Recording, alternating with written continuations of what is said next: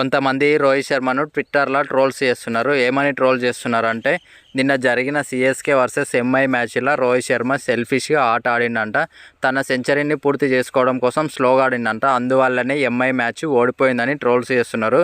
ఒకటి గుర్తుపెట్టుకోండి, రోహిత్ శర్మ ఏ మ్యాచ్ అయినా సరే స్లోగా ఆడడు. ఒకవేళ రోహిత్ శర్మ అట్లా ఆడి ఉండింటే రోహిత్ శర్మకు హిట్ మ్యాన్ అని పేరు వచ్చి ఉండేది కాదు. ఎన్నిసార్లు చూడలేదు మనం 40 నుంచి 50 మధ్యలో అవుట్ అయిన సందర్భాలు. రోహిత్ శర్మ తన రికార్డ్స్ కోసం, సెంచరీస్ కోసం, హాఫ్ సెంచరీస్ కోసం ఏ రోజు ఆట ఆడలేదు. తన టీంను గెలిపించడం కోసం మాత్రమే ఆడతాడు. జరిగిన మ్యాచ్లో రోహిత్ శర్మకు ప్లేయర్స్ నుంచి సపోర్ట్ లేదు. వచ్చిన వాళ్ళు వచ్చినట్టే వికెట్ పడడం వల్ల రోహిత్ శర్మ స్లోగా ఆడిండు.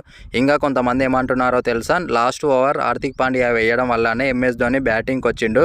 ఒకవేళ బూమ్రా బౌలింగ్ వేసి ఉండింటే ఎంఎస్ ధోని బ్యాటింగ్కు రాకుండా జడేజాను పంపించేవాడు. ఒకవేళ బూమ్రా వేసినప్పుడు ఎంఎస్ ధోని వచ్చినా సరే ఇంత స్కోర్ కొట్టి ఉండేవాడు కాదని అంటుండ్రు. దీనిపైన మీ అభిప్రాయాన్ని కామెంట్